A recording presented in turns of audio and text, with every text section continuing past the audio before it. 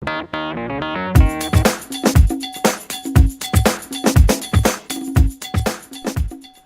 the night before patch day, and all over the house nothing was stirring, not even my goddamn fire trucks. Hi guys, welcome to another Skye's Daily Podcast. Today we're talking 4.0. The patch notes are out. If you don't know, where have you been? You've been locked in a box? 4.0, eagerly awaited. We've now got the notes. What do they say? Some surprises. Re-enabled features. The global market and leaderboards. I expected us to get one or the other. They've pulled the stops out and they've given us both. Global market. I think everybody has been looking forward to getting this, the global market up and running and play around and see what this does. A lot of assumptions about how this is going to work. People assuming that this is going to be driven by supply and demand. That's what you'd expect. That's how it works in the real world. But how many features in the game do not work anything like they work in the real world? This better not turn out to be just, random fluctuations like the random movements of buses. If it is server-based, supply and demand, this could be really interesting. What's going to happen to prices? Everybody's going to be producing TVs and computers, so that's going to drive up the prices of alloy, processors, if people are importing processors. So then what? People change and they start producing processors because the price of processors has been driven up. That then forces down the price of processors. So then people switch back to TV. It could be really interesting. We could have a dynamic game mechanic that we can actually play with. Combine that with the leaderboards. This is great. This could really turn things. Let's not get ahead of ourselves. This could start to turn things around for SimCity. The leaderboards, for me, it's really the number one because the leaderboards introduce competition, and competition drives excellence. It's going to drive people to want to know more about how the game works and to find out. And that is going to push questions onto the forums, and it's going to get people trying to provide answers. I think you're going to see people producing more guides, more videos, and that is good for the game. So leaderboards, for me, that's my number one. Finally, we have region filters. Maxis, I'm glad it's there now, but you don't win any points for this one. An autistic baboon could have programmed this, tested it, and implemented it in about 5 minutes. It should have been there from day one. End of. So what other good news has 4.0 got in store for us? Rain. It's going to start raining, guys. Maybe at last we will be able to place our water pumps somewhere other than next to our sewage farm. We'll see. Let's hope that one works. And here's one this is a personal beef of mine. Fire trucks that suddenly decide to go to sleep and half your city burns down. If they fix that, good. This last one I think will please a lot of people. There's been a fair number of posts on the forums about this. The hostage crisis is over. The kidnapped students are being returned. They're fixing this problem where students disappear off to other cities. Let's hope that fixes the whole thing. I want to wait and see on that one.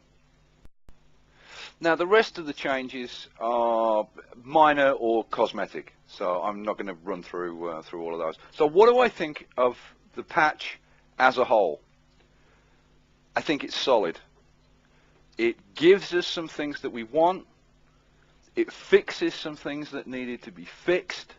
It's not a huge patch, but it's a good stepping stone on the road to recovery.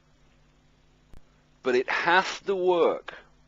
We cannot afford another 2.0.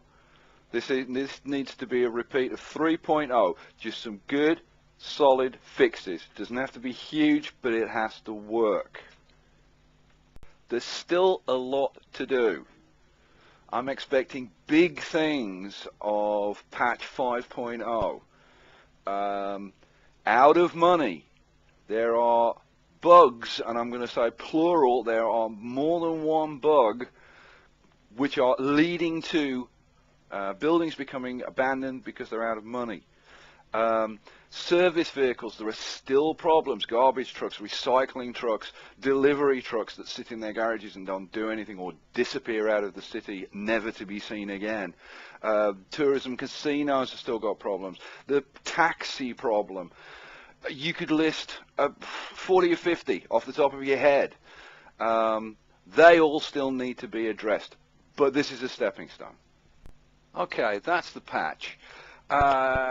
Topic came up on the forums today. People started talking about map sizes, so I said I'd say a few words about the maps.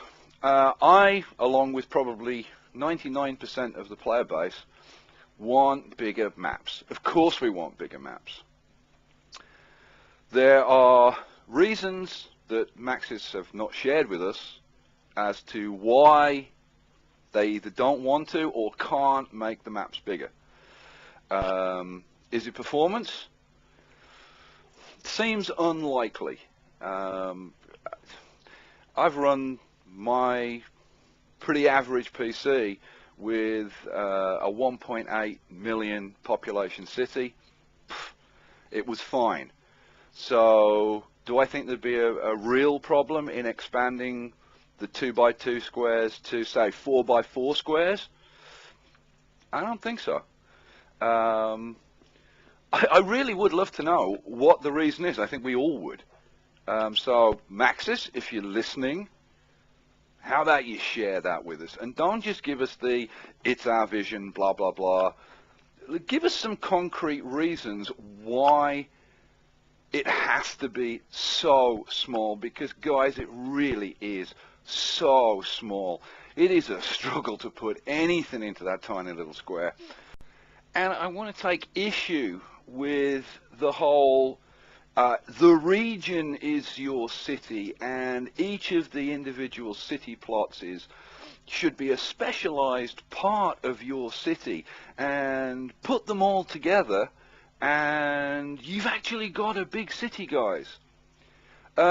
No, we haven't, because the individual city plots don't work with each other.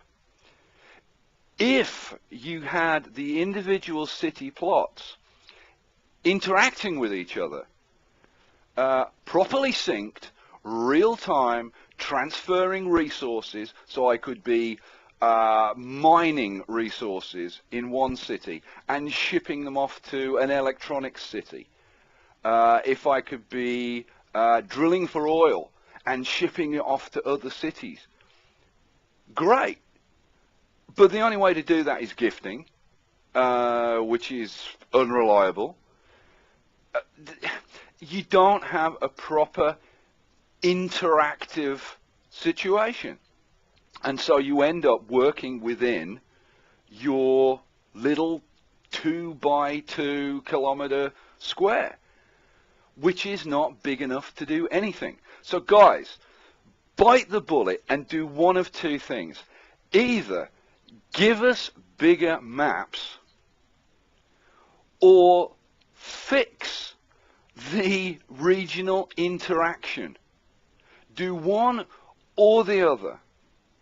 Finally, and very quickly, I want to give a mention to Paddington on the EA forums. Again, second podcast running. He came up with an idea which I want to share with you guys, because I think it's a great idea. very few original ideas come up. I think that this is a great one. He came up with the idea of being able to set specific rules or challenges for a region. So let's say I've got a private region and I decide that I want to issue a challenge, get some friends in, and we can only use wind turbines. You can't have universities. You can only have one trash burner maximum on your garbage. You can't use buses, or you can't use any mass transit, or whatever rules you want to impose on your region. I think that's a fantastic idea, because then you can come up with unique challenges. Okay, guys, we've got to build this great works under this set of circumstances. Paddington, that was genius. I love that idea. Maxis, please implement that. Okay, guys, out of time. Peace out.